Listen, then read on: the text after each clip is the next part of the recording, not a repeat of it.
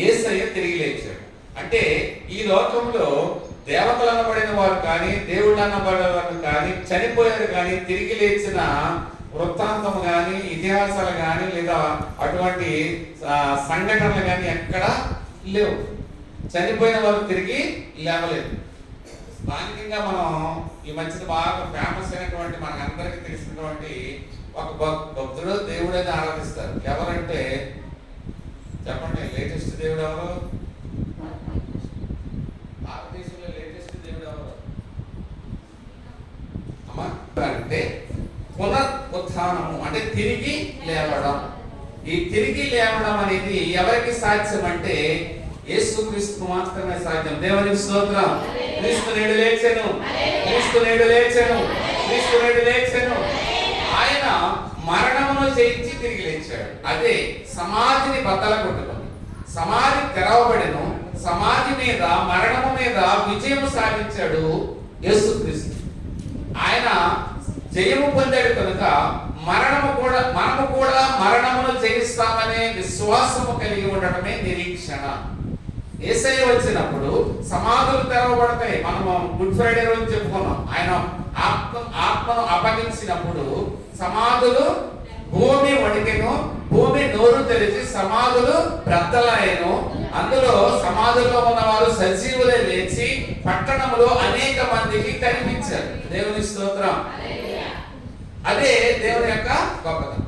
అయితే ఈ ఇంత శక్తి దేవుడు ఎలా పొందారు అని అంటే, ఆయన గురించి మనం ఆయన చరిత్రలో మనం కొన్ని చూస్తే, ఆయన అనేక మంది చనిపోయిన వారిని తిరిగి లేపాడు. ఇప్పుడు ఎవరైనా ఆ శక్తి ఉంటేనే కదా ఎవరివారికి సహాయం చేసేది. శరీరక సహాయం అవ్వచ్చు, మానసిక బల సహాయం అవ్వచ్చు, ధన సహాయం అవ్వచ్చు, లేదా ఇంకే మాట సహాయం అవ్వచ్చు. ఇవన్నీ ఎవరు చేయగలరు? వాళ్ళ దగ్గర ఉంటేనే. నన్ను మీరు ఎవరైనా డబ్బులు అడిగారు అనుకోండి, నా దగ్గర ఉంటేనే కదా మీకు ఇవ్వగలను. ఇవ్వకుండా లేకుండా ఇవ్వలేను కదా. అలా యేసుక్రీస్తుకి చనిపోయిన వారిని తిరిగి లేపగలిగిన శక్తి ఉంది.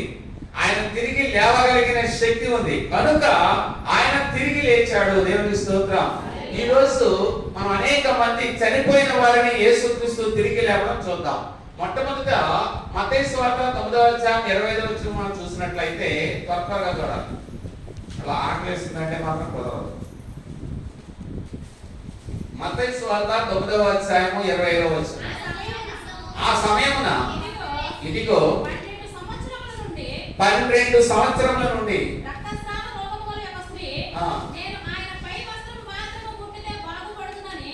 25 లోపలికి వెళ్ళి ఆమె చేయి పట్టుకొనగానే ఆ చిన్నది లేచిన. దేవునికి స్తోత్రం. ఆ చిన్నది ఎవరు అంటే సమాజ మందిరపు అధికారి కుమార్తె. సమాజ మందిరపు అధికారి కుమార్తె చావనై ఉండగా ఏం చేశారంటే అక్కడికి వెళ్ళి, యేసయ్య దగ్గరికి వెళ్ళి, ఈ సమాజ మందిరపు అధికారి మనకు చాలా సహాయం చేశాడు, వీరి కుమార్తె చావనై ఉన్నది, సహాయం చేయమని రికమెండేషన్ చేశారు. తోటి అది కూడా ఉన్నటువంటి శిష్యులు ఉండొచ్చు, లేకపోతే అక్కడ ఉన్నటువంటి పెద్దలై ఉండొచ్చు. వెంటనే యేసుక్రీస్తు ఏం చేశారంటే వెళ్ళడానికి బయలుదేరారు. ఈలోపు కొంచెం ఆలస్యం అవుతుంది. ఎప్పుడు మధ్యలో సరిగ్గా మీరు పిలిచారు అనుకోండి, ప్రార్థన చేయండి అని, ఈలోపు ఎవరో వస్తారు, ఒక అరగంట ఆలస్యం అవ్వచ్చు. అలాగే యేసుక్రీస్తు దగ్గరికి వచ్చేటప్పటికి అలాంటి సన్నివేశాలు జరిగినాయి. దారిలో కొన్ని జరుగుతూ ఉంటాయి. కొన్ని ఇబ్బంది పెట్టద్దు అని కబురు కూడా చేశారు. కబురు చేశారు. అక్కడ వెళ్ళేటప్పటికి ఆ కుమార్తె చుట్టూ జనం కూడి గొల్లున ఏడ్చున్నారు. మార్కు సువార్త 5వ అధ్యాయం మనకు కనిపిస్తుంది అది స్పష్టంగా. అయితే అక్కడ చనిపోయినప్పుడు యేసుక్రీస్తు వెళ్తే ఇంకా ఏం చేస్తాను వచ్చి అక్కడ ఎప్పుడో చనిపోయిందని హేళన చేశారు అక్కడ ఉన్నవాళ్ళు. అయితే మీరు మాట్లాడకుండా ఉండాలి, లోపలికి వెళ్ళి ఆ చిన్నదాన్ని తల్లితోపుమి అన్నారట. అనగానే చిన్నదానా నిమ్మని అర్థం. వెంటనే ఆ చిన్నది లేచి మాట్లాడసాగాను. దేవునికి స్తోత్రం.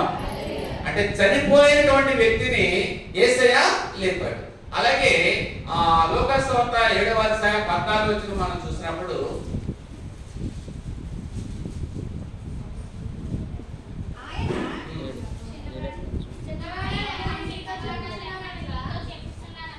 ఆ కూర్చుండి మాట్లాడాల్సి. ఎవరు? యాగీరు కుమారుడి.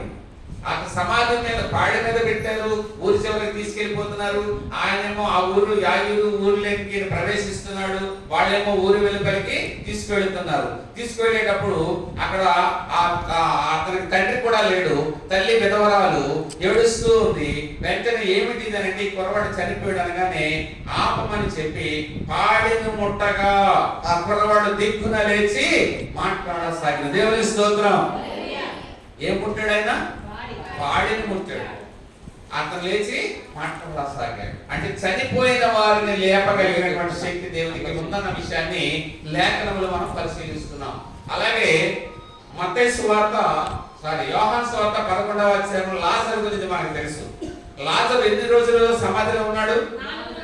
4 రోజులు సమాధిలో ఉన్నటువంటి వ్యక్తిని యేసయ్య ఏం చేశాడంటే లాజరు బయటకు రా అన్నాడు. వెళ్ళి అనగానే ప్రేత వస్త్రములు కట్టబడినటువంటి లాజరు బయటకు వచ్చాడు. దేవుని స్తోత్రం.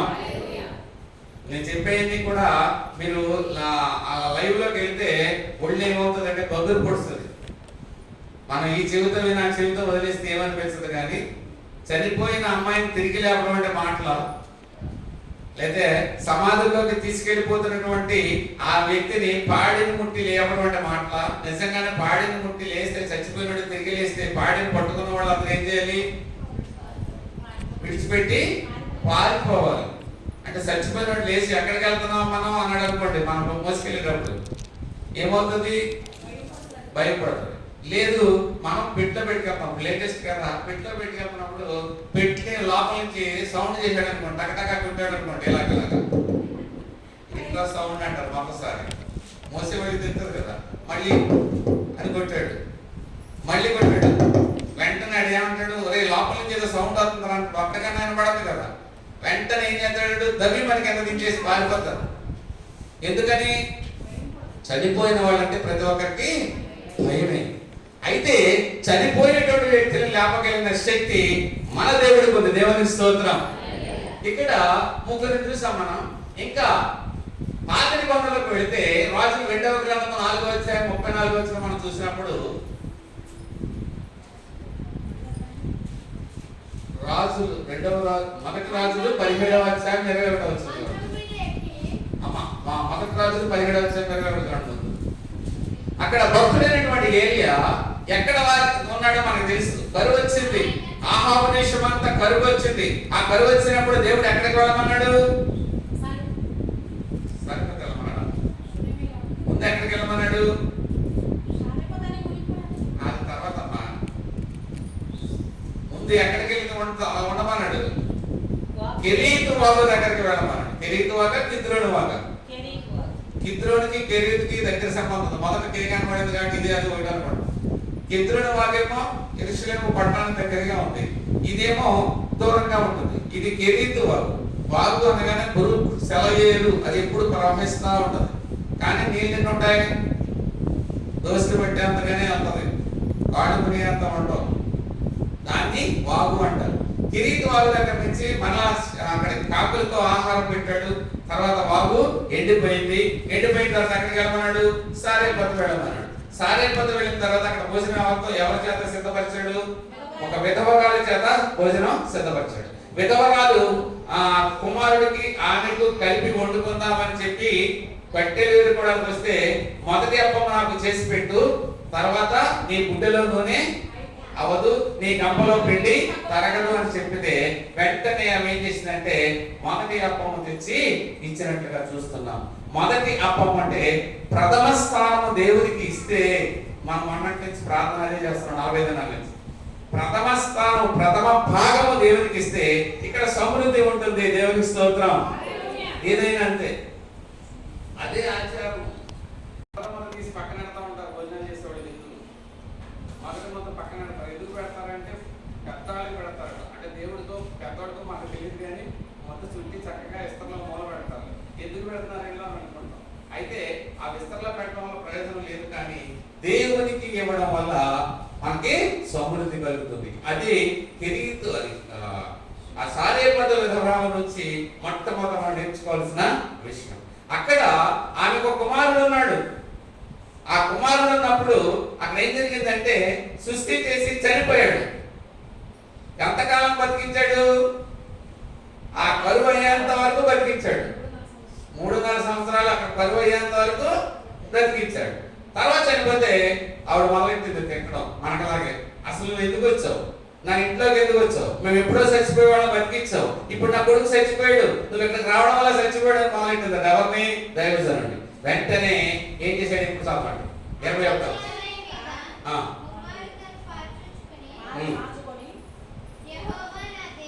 యెహోవా నా దేవా, నా మొర ఆలకించి ఈ చిన్నవానికి ప్రాణం మరలా యెహోవాకు ప్రార్థింపగా యెహోవా ఏలియా చేసిన ప్రార్థన ఆలకించి ఆ చిన్నవానికి ప్రాణమునిచ్చిన దేవునికి స్తోత్రం. అంటే దైవజనులు ప్రార్థన చేస్తే ఏమైందంటే చనిపోయినటువంటి ఆ చిన్నవాడు బ్రతికాడు.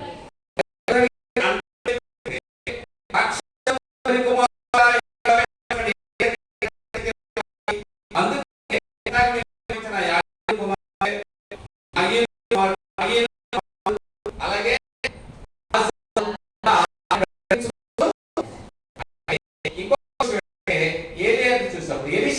ఎలీషా గురించి కూడా మనకు తెలుసు. షూనేమీ రాజు తన ఇంటికి వచ్చినటువంటి ప్రవక్త గొప్ప దైవజనుడిని ఎరిగి తన ఇంటికి పైకప్పు మీద ఒక గోడ కట్టించి, మేడగది కట్టించి, అక్కడ మంచం పెట్టి, బల్ల పెట్టి అక్కడ ఆశ్రయమిచ్చింది. ఆశ్రయమిస్తే ఆ దైవజనుడు ఏమన్నాడంటే, ఈమెకి ఏదో అవసరం ఉండి ఇవన్నీ చేస్తుందేమో, ఈమె అవసరం ఏంటో తెలుసుకో అని చెప్పి గెహాజీని పంపిస్తాడు. పంపిస్తే నాకేమీ అవసరం లేదు అని చెప్పింది ఆవిడ. కానీ ఏ అవసరం ఉందో తెలుసుకుంటే ఆమెకి ఏమీ లేదు, సంతానం లేదు. అప్పుడు ఏం చేశాడంటే, మరుసటి ఏడాది ఈ ఋతువుకు నీ కౌగిట ఒక బిడ్డ ఉంటాడని చెప్పి ఆయన ఆశ్రయించాడు. అలాగే ఆమెకు బిడ్డ పుట్టడం జరిగింది. బిడ్డ పుట్టిన తర్వాత ఆ బిడ్డ ఏమైందంటే పెరిగి పెద్దవాడైన తర్వాత ఆడుకునే సమయంలో తలపోటు వస్తుంది, నాకు తలపోయింది అని చెప్పేసి టక్మని ప్రాణం విడిచాడు. ఆ బిడ్డ కోసం మరలా ఈ షూనేమీ ఏం చేసిందంటే ఎలీషా కోసం కబురు చేసింది. వెంటనే ఎలీషా వచ్చి ఏం చేశాడు? ఆ బిడ్డ మీద పడుకొని, చదవండి ఇప్పుడు.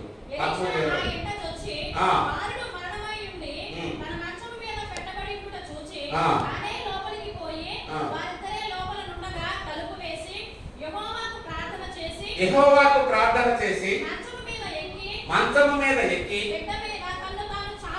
బిడ్డ మీద తను తాను చాచుకొని తన నోరు తన నోటి మీదను తన కండ్లు వాని కండ్ల మీదను తన చేతులు వాని చేతుల మీదను ఉంచి బిడ్డ మీద పొడవుగా పండుకొనగా బిడ్డ ఒంటికి వెంట పుట్టెను. తాను దిగి యువతల నుండి అవతలకు ఒకసారి తిరిగి నడిచి మరలా మంచం మీద ఎక్కి 7 మార్లు తుమ్మి కండ్లు తెరిచింది. దేవునికి స్తోత్రం. చనిపోయిన వారిని బ్రతికించగల శక్తి జీవముగల దేవునికి, శక్తి గల దేవునికి, దహించగలిగిన దేవునికి మాత్రమే ఉంది. అందుకే చనిపోయినటువంటి ఆ బిడ్డను బ్రతికించగలిగారు. ఇలా చెప్పుకుంటూ వెళ్తే బైబిల్లో అనేక మందిని చనిపోయిన వారిని సజీవులుగా ఉంచాడు. దేవునికి స్తోత్రం. అలాగే ఇది క్రీస్తుకు పూర్వము క్రీస్తు చేసినవి చెప్పుకున్నాం. మా తర్వాత క్రీస్తు అనంతరము చేసిన శిష్యులు ఏం చేశారో చూద్దాం. అపోస్తల కార్యముల గ్రంథము 9వ అధ్యాయం 40వ వచనం. ఇక్కడ చనిపోయినటువంటి చిన్నదానిని పేతురు, శిష్యుడైనటువంటి పేతురు బ్రతికించడం మనకి ఇక్కడ కనిపిస్తుంది. 9వ అధ్యాయం 40వ వచనం.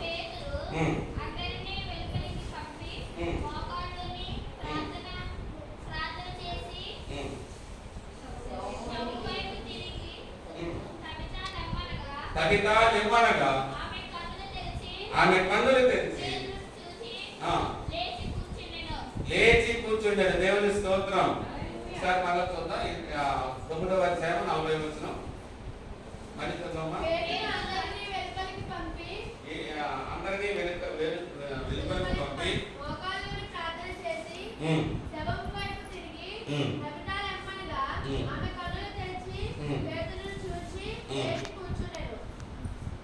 ఆవిడ గురించి మనం కొంచెం తెలుసుకోవాలి. ఏం పేరు ఆవిడ పేరు? తబిత. మన గుళ్ళో ఎవరైనా తబితలు ఉన్నారా? ఉన్నారా? దేవుని స్తోత్రం. ఎవరు? ఆవిడ నా పేరు ద్వారకైతే తబిత అంటారు ఏంటంటారు? ఏం పేరు చూద్దాం. 36 వచ్చిన చదవండి. యొప్పేలో తబిత అనే ఒక శిష్యురాలు ఉండెను. భాషాంతరమున ద్వారకా అని పేరు. దేవుని స్తోత్రం. అంటే ద్వారకా అంటే 2 పేర్లు. ద్వారకాకి ఇంకొక పేరేంటి? తబిత. తబిత, ద్వారకా. ద్వారకా అంటే ఏమిటి? కట్టబడునా లేడీ అని పేరు. ఆమె సక్రియ ధర్మకార్యములను బహుగా చేసి ఉండేను. దేవుని స్తోత్రం. ఏ కార్యం చేసిందంట ఆవిడ? సక్రియలు అంటే మంచి కార్యాలు, ధర్మ కార్యాలు. ధర్మకార్యం అంటే ఏంటి?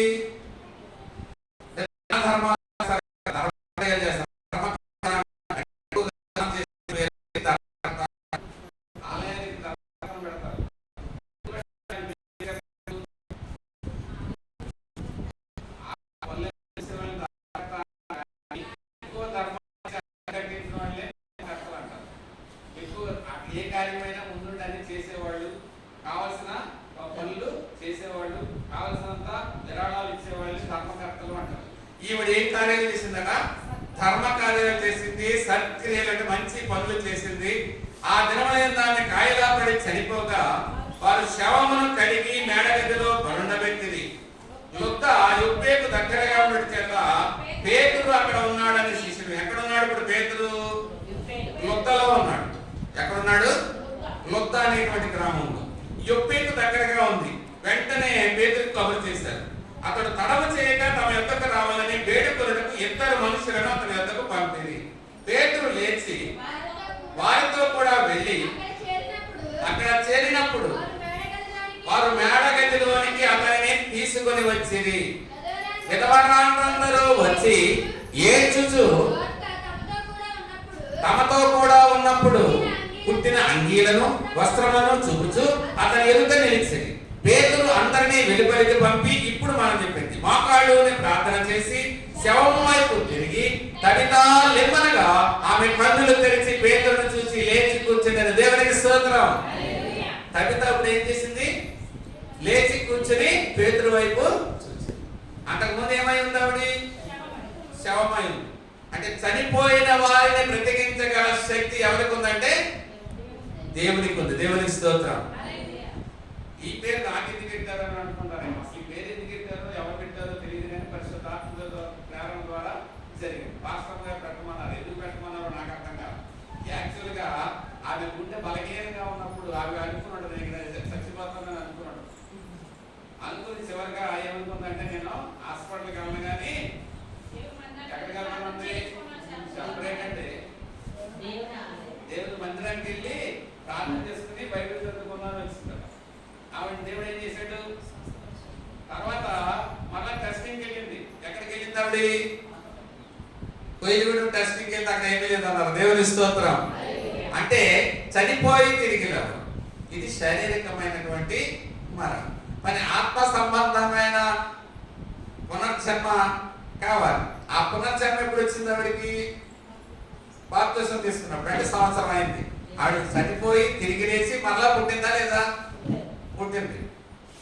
అందుకే ఆవిడకి ఆ పేరు పరిశుద్ధాత్మ ప్రేరణ ద్వారా ఏం పెట్టారు? ద్వారకాకు వేరొక పేరు తబిత. ఆవిడ తబిత అని పిలిచిన పలకాలి, ద్వారకాని పిలిచిన పలకాలి. ఏ పేరైనా సూట్ అవుతుంది. ఆమె జీవితంలో జరిగింది. దేవునికి స్తోత్రం. చనిపోయినటువంటి తబితను ఎవరు బ్రతికించారు? ఎవరమ్మా? పేతురు. ఆయన శిష్యుడైనటువంటి పేతురు. అంటే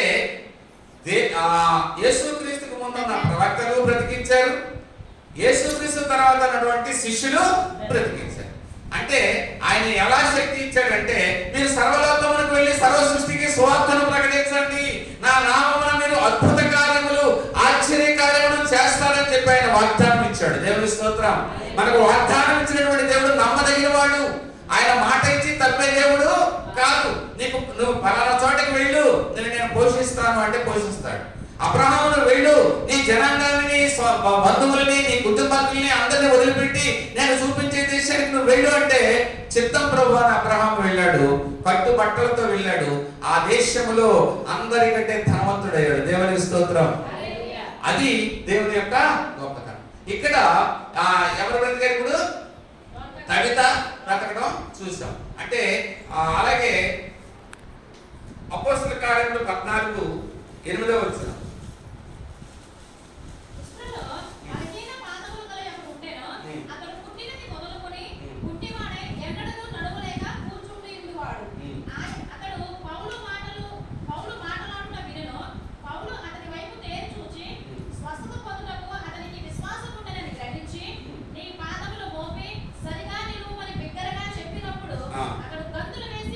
ఇక్కడ పౌలు గారు బలహీనమైన పాలనలో ఉన్న వారిని నడిపించడం చూసాం. అదే 20వ అధ్యాయం 10వ వచనం చూద్దాం.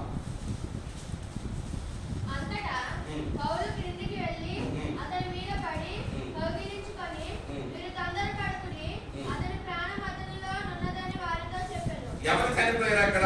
దాని ముందు రావాలి. ఐతుకు అనేటువంటి ఒక యవనస్తుడు ఏం చేశాడంటే 7వ అధ్యాయం 7వ వచనం ఆదివారం మేము రొట్టె విరించుటకు కూడినప్పుడు పౌలు మరునాడు వెళ్ళనై ఉండి వారితో ప్రసంగించుచు అర్ధరాత్రి వరకు విస్తరించి మాట్లాడుచుండెను. దేవుని స్తోత్రం. మనకు 9 సార్లు కుర్చీ నుంచి పడిపోయేటట్టు ఉంటారు. దేవుని స్తోత్రం. ఇక్కడ ఎప్పటి వరకు ఉన్నారట? అర్ధరాత్రి వరకు విస్తరించి మాట్లాడుచుండెను. ఎవరు? పౌలు గారు. మేము కూడి ఉన్న మేడగదిలో అనేక దీపములు ఉండేను.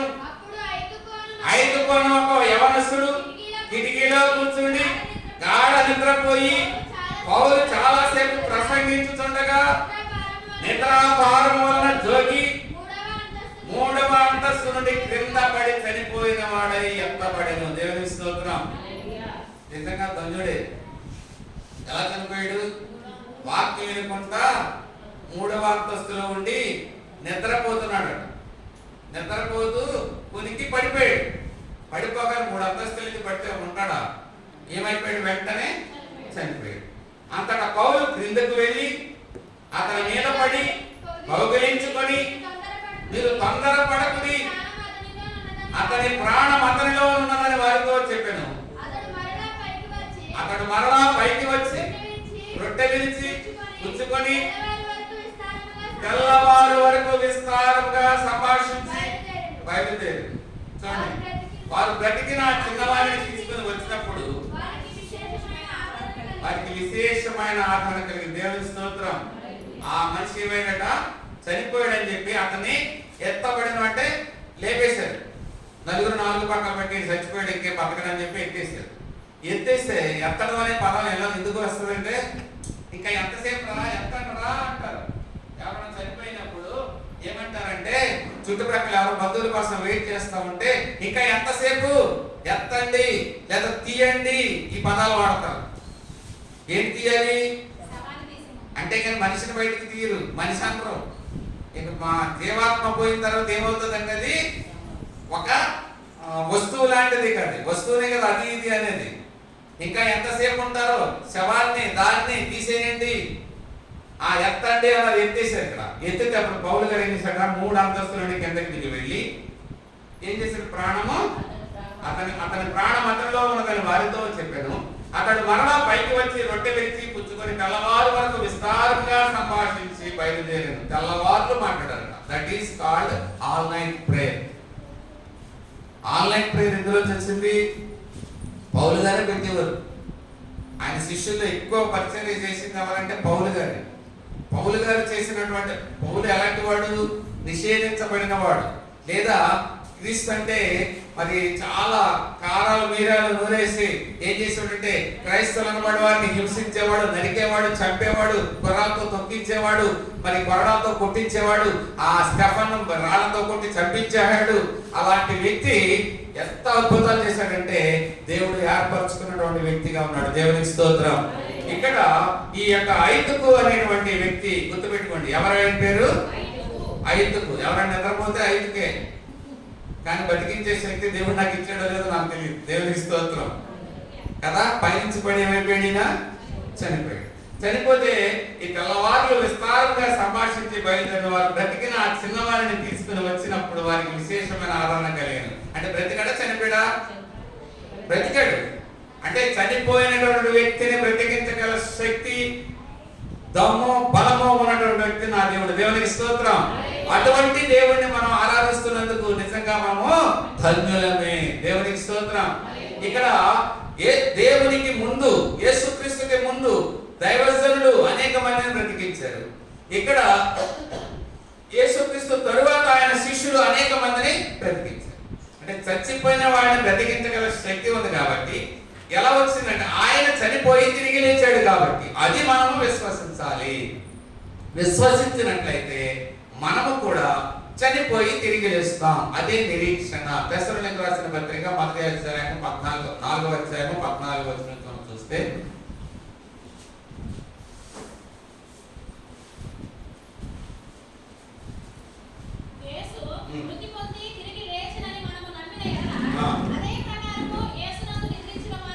యేసునందు నిద్రించిన వారిని దేవుడు ఆయనతో కూడా వెంట పెట్టుకుని. ఇది మన నిరీక్షణ. ఏమిటంటే నమ్మాలి. ఆయన తిరిగి లేచాడని నమ్మినట్లయితే మన పూర్వీకులు గాని మనం గాని చనిపోతే తిరిగి లేస్తాం.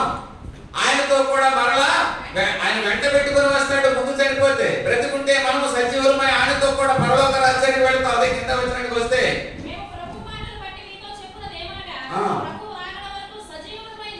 సజీవులమై నిలిచి ఉండే మనము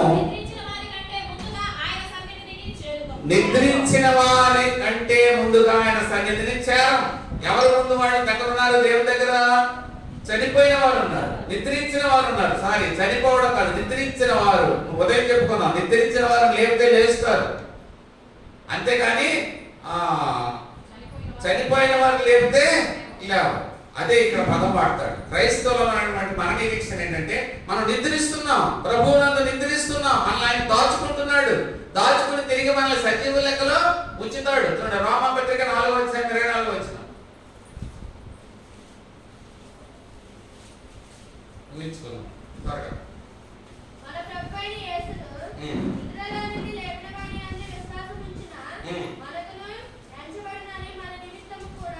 మన ప్రభు అయిన యేసు యేసును మృతుల్లో నుండి లేపిన వాని యందు విశ్వాసముంచిన మనకు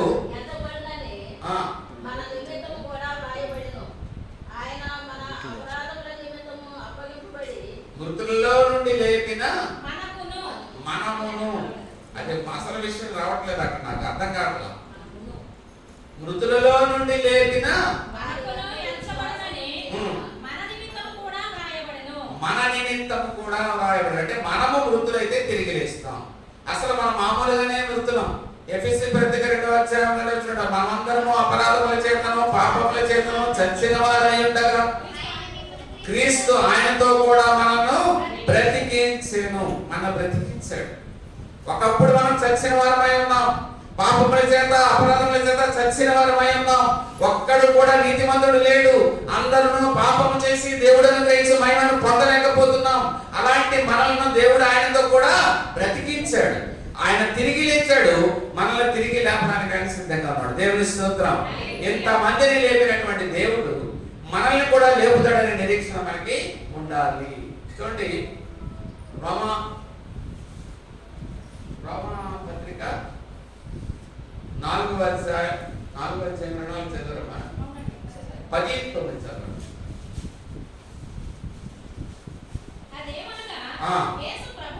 యేసు ప్రభువని నీ నోటితో ఒప్పుకొని దేవుడు మృతులలో నుండి ఆయనను లేపెనని 3 మాటలు కనిపిస్తున్నాయి. యేసు ప్రభువని నోటితో ఒప్పుకొని హృదయంలో మధ్యలో కట్ చేసాం. నోటితో ఒప్పుకొని దేవుడు మృతులలో నుండి ఆయనను లేపెనని. అంటే లేపెను అంటే పునరుత్థానం. ఎందుకు మృతులలో నుండి లేపడం, మృతులలో నుండి లేపడం అనేదంటే రోమా ప్రభుత్వంలో ఈ యొక్క కొరింథీ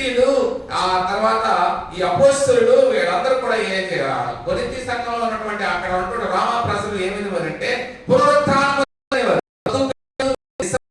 ఇశ్రాయేల్లో కొంతమంది పునరుత్థానము లేదనేవారు. అదే కొరింథీ పత్రిక 15వ అధ్యాయం మొదటి పత్రిక 15వ అధ్యాయం మనకు కనిపిస్తుంది. పునరుత్థానం గురించి పౌలు గారు ఎక్కువగా నొక్కి చెప్పేవాడు.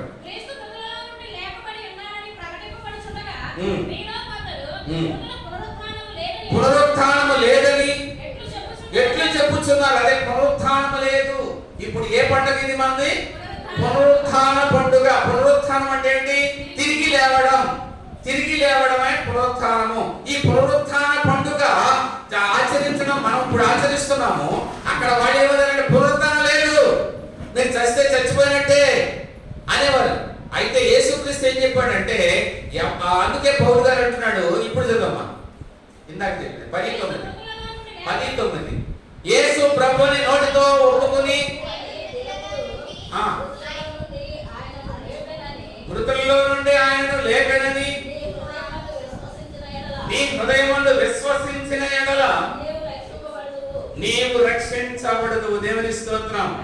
రక్షించబడటం అంటే ఏంటి? పాపము నుండి విడుదల పొందడం, మరణము మీద మనకు అధికారం ఇవ్వడం. ఈ మరణం అంటే ఏ మరణము? ఆత్మ సంబంధమైనటువంటి మరణము, జీవాత్మకు సంబంధించిన మరణము. నీ ఆత్మను, పరిశుద్ధుని ఆత్మను కుళ్ళు పట్టనీయవు. ఈ కుళ్ళు పట్టకుండా, పాతాళంలో దిగిపోకుండా ఆ నిత్య నరకము నుండి మనం తప్పించుకోవాలి అని అంటే మనం ఏం చేయాలట? నీ ప్రభువు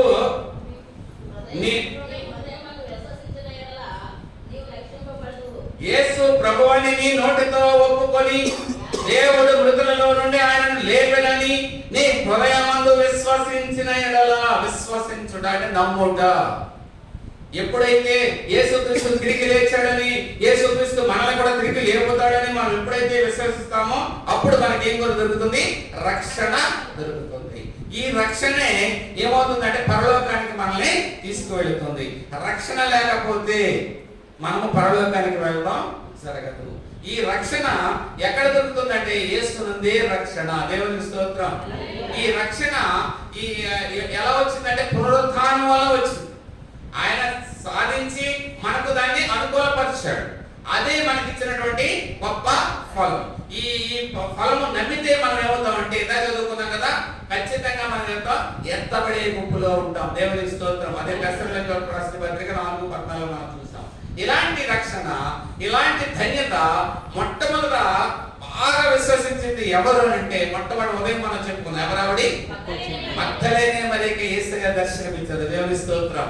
మొదటిగా ఆయన తిరిగి లేచినటువంటి యేసయ్యను చూడగలిగారు.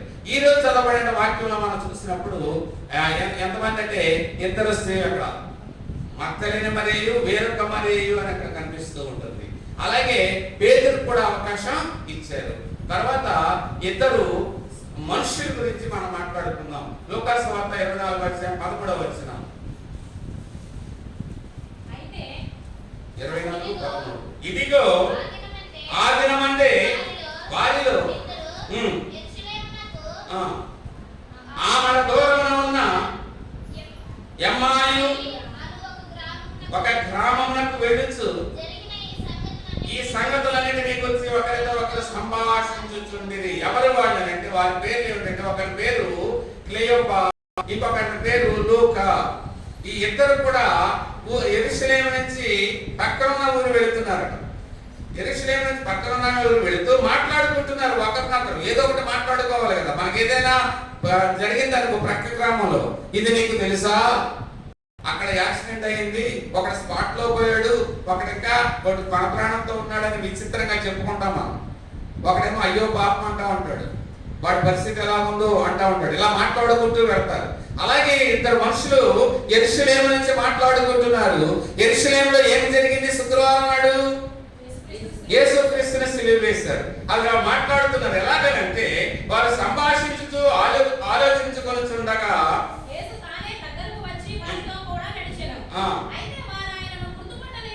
గుర్తుపట్టలేకుండా వారి కన్నులు మూయబడెను. దేవుని స్తోత్రం. యేసుక్రీస్తు యేసుక్రీస్తుని చాలా మంది ఇంకా గుర్తుపట్టడం లేదు అని అంటే వారి కన్నులు మూయబడి. అందుకంటాడు ఈ లోక సంబంధమైన దేవత వారి మనోహృదయములకు అంధత్వము కలుగజేసినందువల్ల దేవుడిని చూడలేకపోతూ ఉంటారు. దేవుడిని చూడాలి, దేవుడితో మాట్లాడాలి, దేవుడితో కలిసి ఉండాలంటే ఆయన యొక్క ఏర్పాటులో, ఆయన ప్రణాళికలో ఉండాలి. ఆ ప్రణాళికలో ఉన్నప్పుడే దేవుడు అవకాశం ఇస్తాడు. వీరిద్దరూ మాట్లాడుకుంటున్నారు, కానీ యేసును మాత్రం వాడు చూడలేకుండా వారి కన్నులు మూయబడేది. ఆయన మీరు నడుచుతూ ఒకరితో ఒకరు చెప్పుకొనుచున్నా వాళ్ళు ఎంత బాధగా ఉన్నారో చూడండి. అంటే వీరు యేసుక్రీస్తు మీద విశ్వాసం ఉంచిన వాళ్ళ కాదా? ఉంచిన వాళ్ళే. యేసుక్రీస్తు అంటే తెలిసిన వాళ్ళే, యేసుక్రీస్తు చేసిన అద్భుతాలు తెలిసిన వాళ్ళే. అయితే యేసుక్రీస్తు గురించి వీళ్ళు మాట్లాడుకుంటూ దుఃఖముకులై నిలిచిరి, ఏడుపు మొహం పెట్టారు. ఏడుపు మొహం పెడితే యేసయ్య చూశాడు. ఏం జరిగిందయ్యా, ఎందుకు మీరు ఎంత దుఃఖ మొహంతో ఉన్నారు, ఏం జరిగింది యెరూషలేములో అని అడుగుతూ ఉంటే వారిలో క్లెయోపా అనేవాడు యెరూషలేములో బస చేయించుండి, ఏ నీ ఒక్కడికే తెలీదా నేను ఏం జరిగిందో యెరూషలేములో ఏం జరిగిందో తెలీదా అంటే అసలు ఏం జరిగిందో అంటాడు యేసయ్య. జరిగింది ఎవరికి? యేసయ్యకి. కానీ యేసయ్య ఏమన్నాడు, ఏం జరిగిందమ్మా అక్కడ యెరూషలేములో నేను ఏం జరిగింది అని అడుగుతుంటే వాళ్ళు చెప్తున్నారు చూడండి. నజరేయుడైన యేసును గురించిన సంగతులే ఆయన దేవుని ఎదుటను ప్రజలందరి ఎదుటను క్రియలోను వాక్యములోను శక్తి గల ప్రవక్త అయి ఉండెను. దేవుని స్తోత్రం. అంటే శక్తి గల ప్రవక్త అయినాడు. ఇందాక మనం చెప్పాను, యేసు రక్షకుడని నోటితో ఒప్పుకొనిన ఎడల ఏమవుతుంది? దానికి రక్షణ వస్తుంది. యేసు ప్రభువుని ఒప్పుకున్నారు, వీళ్ళు కూడా అదే చెప్తున్నారు. ఆయన గొప్ప ప్రవక్త, శక్తి గల ప్రవక్త అని చెప్తున్నారు. మన ప్రధాన యాజకులను నీకు తెలియదా, ఇశ్రాయేలును విమోచింపబోవాడు ఈయనే. ఇక్కడ మూడు మాటలు మనకు కనిపిస్తున్నాయి. ఒకటేమో యేసు గొప్పతనాన్ని చెప్తున్నారు, రెండేమో అక్కడ అన్యాయపు తీర్పు పొందాడు.